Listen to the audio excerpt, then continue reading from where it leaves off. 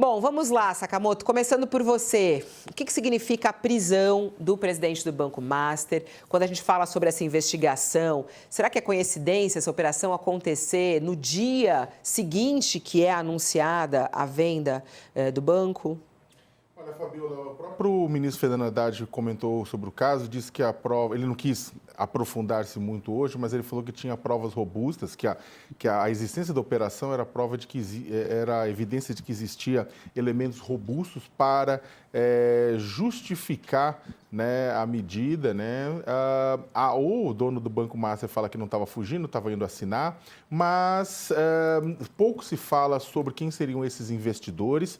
Né, fala-se da instituição, mas pouco se fala quem está por trás, quem seriam esses investidores Emirados Árabes, o que levou à desconfiança de que ele poderia estar se pirulitando do país.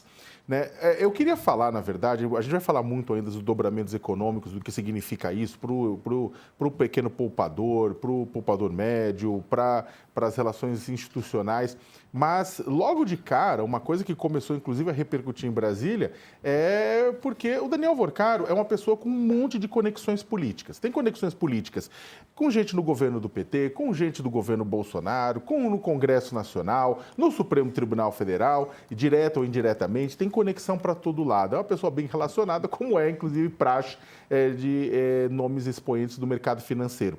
Mas tem um nome que, inclusive, talvez é aquele que mais apareceu em defesa dos interesses do Banco Master nos últimos tempos, que é o do senador Ciro Nogueira.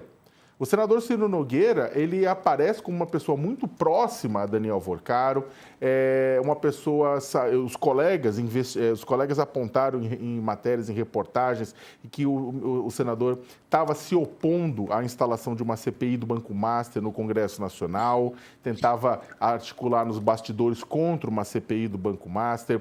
Ele também foi uma das pessoas que também, segundo análises dos colegas, né, ele se colocou como um dos principais defensores da compra, né, de ativos, né, do Banco Master pelo Banco de Brasília. Inclusive, essa operação também pega isso, porque, vamos lembrar, um tempo atrás, o Banco de Brasília iria comprar uma parte do Banco Master, ia, na prática, salvar uma parte do Banco Master, o que significaria embolso de alguns bilhões para o próprio proprietário, só que aí o poder, a sociedade, o Banco de Brasília, o Distrito Federal, né, que é o dono do Banco do Brasília, ia herdar o que muita gente chamava de ativos podres, né? De uma bomba relógio, ou seja, ia transferir, a privatizar, ia estatizar o prejuízo por conta do comportamento do Banco Master, que estava oferecendo CDB com 140% do CDI. E aí todo mundo que faz, a gente até comentava, o pessoal que acompanha, fala assim, gente,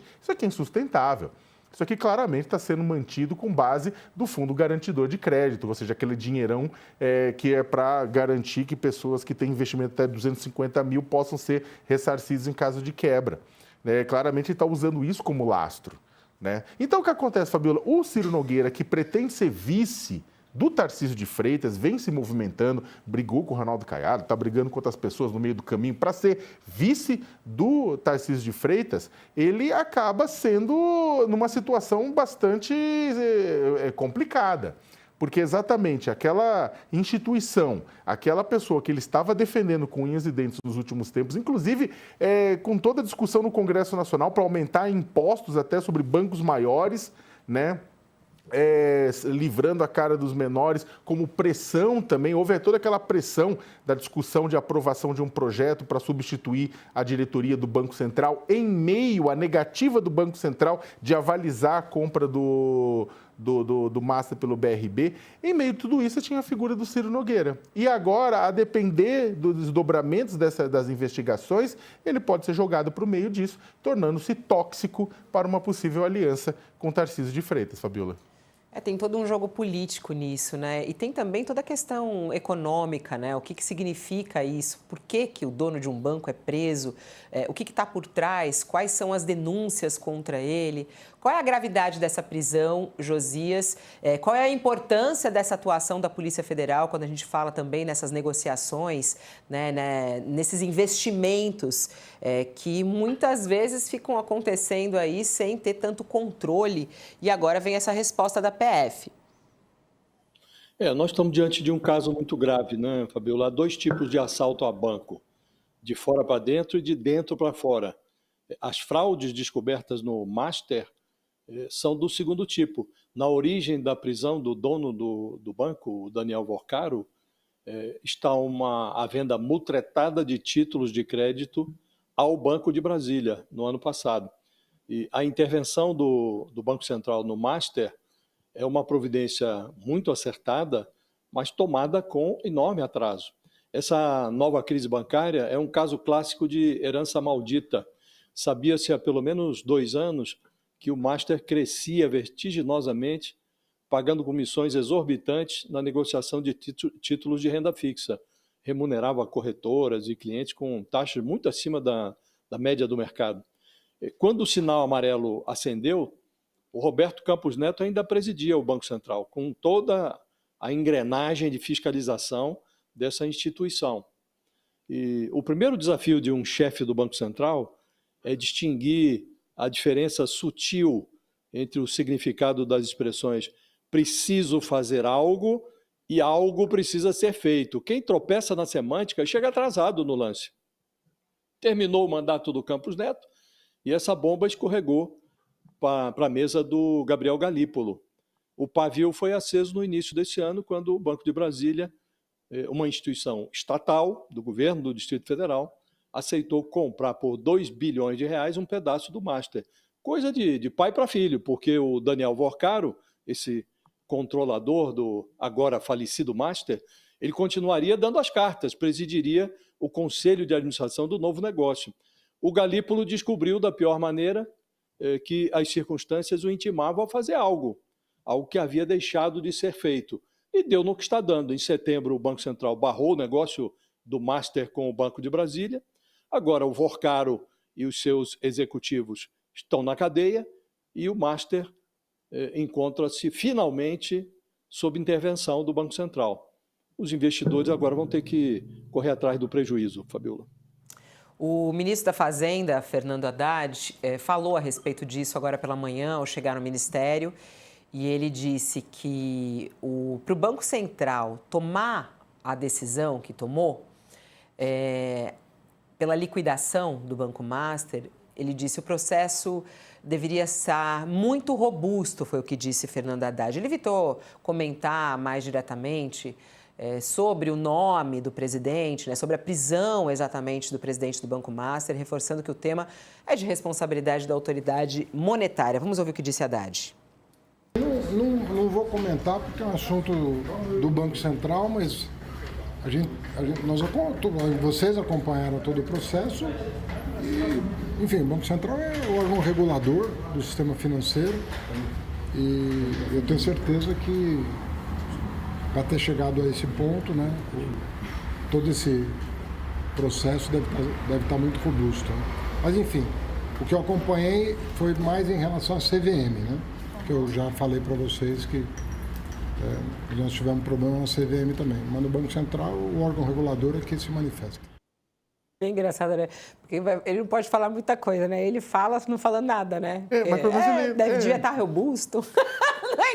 Não é engraçado? É isso. A gente não pode falar, ele deu uma declaração. Foi a declaração dada pelo ministro da Fazenda, que é o homem que fala sobre essas coisas de grana. É redundante a declaração dele, mas é que também é aquela coisa, neste momento ele deve estar deixando a Polícia Federal agir. É verdade que ele não pode falar, na verdade, porque tem um impacto. Exatamente. Né? Se o ministro da Fazenda vai falar agora, ele pode ser interpretado pelo mercado ou por outros atores como uma coisa disso. Então, ele fala o seguinte, olha, se a Polícia Federal fez isso, é porque tinha subsídio para fazer isso. É que é uma resposta redundante, mas é isso, né? Agora, em bastidor, a gente sabe que o Haddad era um dos críticos a toda essa movimentação, né? O Fundo Garantidor de Créditos passa a ser o responsável por ressarcir os credores do Banco Master, respeitando o limite máximo de cobertura estabelecido pelo fundo. Então, a gente vai ter espaço para falar sobre isso também aqui no nosso All News com o economista daqui a pouquinho. Eu queria entrar nesse aspecto político que o Sakamoto, inclusive, já falou um pouco, mas vamos mostrar as imagens que a gente tem, Lu, sobre da mansão lá do Daniel Vorcaro.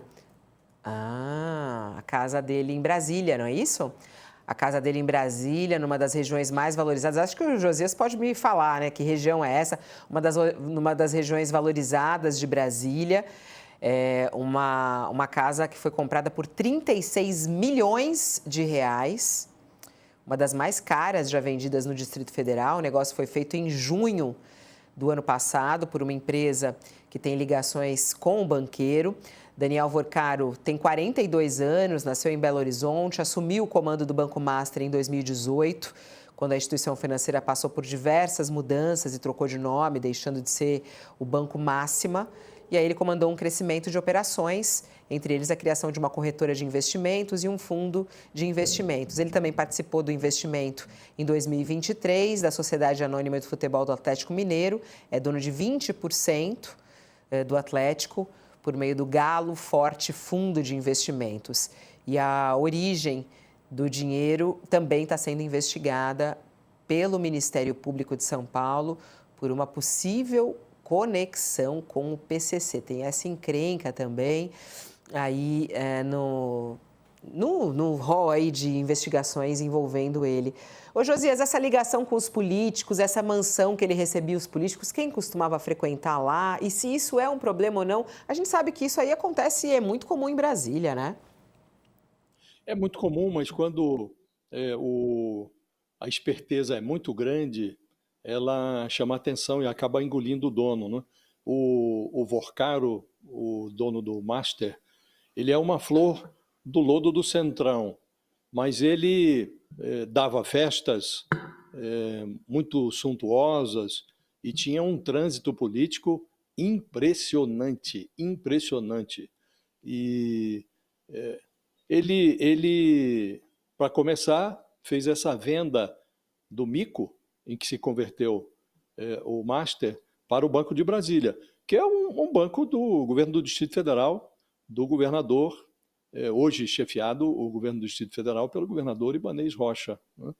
E já se sabia ali que era um problema, porque ele estava vendendo, o banco dele teve um crescimento extraordinário e estava vendendo CDB na praça com remuneração de 140% do CDI. Era uma ficção aquilo, né? E as conexões políticas dele impressionam muito, muito, mas muito menos. O Banco Master negociou o crédito consignado na folha de servidores do governo da Bahia, quando governava a Bahia o hoje ministro da Casa Civil, Rui Costa. Ali ele começou a experimentar um crescimento, engordou uma carteira de precatórios, créditos de qualidade incerta, e foi crescendo o patrimônio, né? E depois ele, nos últimos tempos, ele passou a contratar figuras muito relevantes, biografias importantes da República, para compor os conselhos das suas empresas, para fazer consultorias. Então, ele manteve, durante um bom tempo, sob sua contratação, o Ricardo Lewandowski. Deixou o Supremo Tribunal Federal, se aposentou. Antes de ir para o Ministério da Justiça, o Lewandowski prestou assessoria ao Vorcaro. Ele contratou também os serviços de consultoria do Guido Mantega, ex-ministro petista da Fazenda. E o Guido Mantega levou o Daniel Vorcaro para dar um abraço no Lula, no Palácio do Planalto. Ele esteve no Palácio do Planalto, no governo Lula. Só os três sabem o que foi conversado ali. Ele contratou o escritório de advocacia da Viviane Barsi de Moraes, mulher do Alexandre de Moraes. Patrocinou um evento em Londres, um evento muito celebrado, um evento hipoteticamente jurídico. Ele patrocinou em Londres, lá estava o Alexandre de Moraes, lá estava o Gilmar Mendes, lá estava o Dias Toffoli. Então é uma influência extraordinária desse personagem. E agora nós estamos vendo onde é que deu isso, né?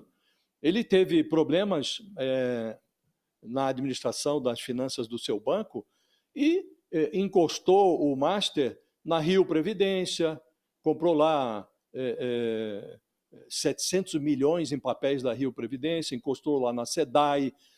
Antes de vender, antes de fechar negócio com o Banco de Brasília, que depois o Banco Central desfez o negócio, mas antes disso ele tentou encostar os negócios do Master na Caixa Econômica Federal.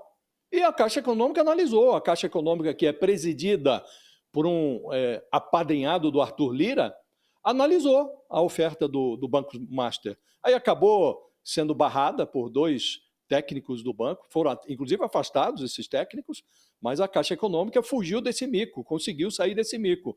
E há a ligação dele também com o senador Ciro Nogueira, que chegou a apresentar no Senado Federal um projeto de lei que aumentava hoje esse Fundo Garantidor de Crédito, que é uma entidade privada que garante os investimentos, o resgate de investimentos dos clientes até o limite de R$250 mil.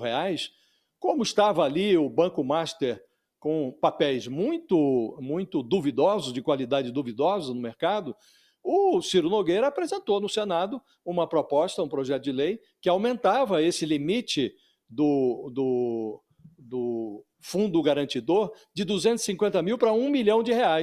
Então, o fundo passaria a garantir investimentos até o limite de R$1 milhão. Não colou, não passou no Senado, não avançou o projeto, mas estão lá as digitais, o projeto foi apresentado. Então, Fabíola, olha, é de impressionar o nível de conexão política que esse Daniel Vorcaro colecionou durante essa sua passagem pelo mercado financeiro. Realmente de impressionar. E não surpreende que ele tenha chegado tão longe. Não surpreende que o negócio dele tenha subsistido por tanto tempo, a despeito de já merecer, há pelo menos 2 anos, uma atenção diferenciada do Banco Central. Importante ouvir isso de você, José. Você está bem acostumado, né, com esses lobbies de Brasília, com essas ligações, com essas conexões que são feitas. E você falou, é impressionante, principalmente um homem jovem, né?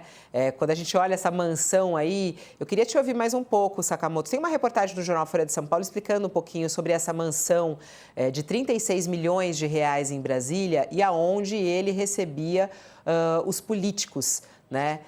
E aonde ele recebia vários políticos, um imóvel de 1.700 metros quadrados, uma área privativa ali de 4.000, em uma área privativa de 4.300 metros quadrados, quer dizer, o imóvel é de 1.700, uma área de 4.300 metros quadrados. E a casa foi alugada por Salim Matar, que era secretário de desestatização do Ministério da Economia do governo de Bolsonaro. E ele hoje, Matar, está entre as pessoas mais ricas do Brasil. E a mansão é utilizada por Vorcaro para reuniões com os interlocutores de Brasília, principalmente desde que foi anunciada a compra do Banco Master, né? E lá que ele recebia vários personagens da política, como o senador Ciro Nogueira, presidente do PP, seu principal aliado, o deputado Hugo Mota, hoje presidente da Câmara, Antônio Rueda, presidente da União Brasil, Fábio Faria, ex-ministro de Comunicações, Bruno Bianco, ex-advogado-geral da União. Os 2 últimos também prestam serviços de relações institucionais e assessoria jurídica para o BTG Pactual. E também esteve ali empresários, né? Teve ali o empresário Ricardo Faria, que é apelidado de Rei dos Ovos, dono da Granja Faria. Ele entrou na lista também de bilionários da Forbes no ano passado. Então, são essas as informações. Ele usava, essa casa não era dele, ele usava essa casa aí em Brasília. A relação dele com política, o Sakamoto, com esses políticos, levantam alguma suspeita? Isso tem que ser apurado de alguma maneira? Acho que antes de mais nada, levanta suspeita com relação aos políticos e aos atores públicos. Uma coisa que a gente vem discutindo aqui há tempos é que o lobby, ele existe, grupos de pressão política existem e não vão deixar de existir de uma hora para outra. O que a gente precisa no Brasil é regulamentar o lobby. Regulamentar como? Precisa ser transparente, extremamente transparente, quem visita o quê, em que hora. Quando você tem um ator público visitando, mesmo que seja na casa, não importa, mas visitando uma figura como um dono de banco, precisa estar na agenda, o assunto que foi discutido, o tema que foi discutido. Aí você vai falar, Sakamoto, mas isso é ficção, não vai rolar. Então, a gente vai continuar tendo sacanagem à torta e direito. Porque é o seguinte, existe uma tendência no Brasil e em vários outros países capitalistas que é a gente, apesar de todo mundo defender a independência do mercado, a independência do mercado só funciona na hora do mercado ganhar dinheiro. Na hora que é para salvar o mercado do prejuízo, defende-se loucamente a socialização desse prejuízo, ou seja, privatiza-se os lucros para alguns indivíduos, socializa-se os prejuízos. Para que isso aconteça, você não consegue fazer isso simplesmente à luz do dia. Você precisa de muita articulação, de muito tete-a-tete, você precisa criar tentáculos, ter pessoas que vão ajudar você no momento certo, na hora certa, no judiciário, no executivo, no legislativo. E é isso que banqueiros fazem. A bem da verdade, não é só o Vorcaro, é isso que banqueiros fazem. E eu estou falando de banqueiros, é claro, outros empresários fazem também, sociedade civil faz, grupos de pressão fazem, mas é que banqueiros é um outro nível. Existe um nível de proteção muito grande com relação a instituições financeiras, a bancos e tudo isso mais. E a gente precisa garantir que quando há festas, regabofes, reuniões, mesmo em mansões como essa, seja garantido que a gente saiba quem está lá, ou que azeitona foi servida, quando aquela pessoa está tratando de assuntos públicos. Se está lá falando de beach tênis, tudo bem, né? Se está falando de frescobol, né? Tudo bem. Agora, se está falando de assunto público, tem que estar lá. A pessoa não deixa de ser um ator público simplesmente porque bateu o cartão do expediente. Então, ela precisa estar lá garantida essa informação. Né? Então, o que acontece? Em primeiro lugar, isso, Fabiola. Em segundo lugar, o Brasil precisa, né, urgentemente, e esse caso do Master e esse caso, a mansão, ele não pode ter a mansão, ele pode ter a mansão que ele quiser. Eu acho particularmente uma pornografia, uma mansão de 36 milhões de reais num país em que muita gente mora embaixo da ponte. Particularmente isso. Eu não sou contra a diferença de classe, cada um tem, é que nem no transatlântico, cada um tem primeira classe, segunda classe, terceira classe, faz parte. O problema é ter pessoas que estão comendo caviar, enquanto outros não têm bote salva-vidas nesse transatlântico. Só que a questão da casa em si não é a casa, a menos que a casa seja fruto de alguma ilegalidade, né? O fato é que a casa é usada como parte, uma extensão do lobby que é executado em corredores palacianos. E, como eu falei, a gente precisa avançar como sociedade para começar a garantir que quando atores privados gerem de forma equivocada, para ser bondoso, ou irregular e ilegal seus negócios, eles possam ser punidos com isso, punidos com a perda do patrimônio, punidos com você levar o dinheiro deles para garantir o pagamento das pessoas que perderam recursos com isso. Né? Só que o que a gente tem visto é o contrário, Fabíola. Toda vez que é colocado em risco uma grande empresa, um grande banco, usa-se os mundos e fundos para salvar esse banco sob a justificativa de salvar a grana dos poupadores, mas acaba também salvando os proprietários, porque, como bem colocou o Josias, é uma rede de proteção doida, que no final das contas, quando um cara desse cai, ele pode, inclusive, levar outras pessoas junto, né? Então, o Brasil precisa parar dessa fase, avançar, né, parar de privatizar lucro e socializar prejuízo, precisa deixar instituições como essa quebrarem, precisa arrestar, né, precisa levar os bens dessas pessoas, né, vende a casa para poder pagar os investidores, né, vende os bens. Quando você tem essa ação do Banco Central, né, que na prática é uma falência, na prática é a decretação de falência do banco, os bens dos sócios, tudo ficam indisponíveis. Não, que bom e que ao final, se for mostrado que tudo que está aparecendo, né, que esse focinho de porco, joelho de porco e nariz de porco é um porco mesmo, né, que ele perca os bens dele, o jatinho que ele ia para o Emirados, tudo. Né? O fato, ele está querendo vingar, vingança? Não, é justiça. A gente precisa parar de proteger bilionário no Brasil.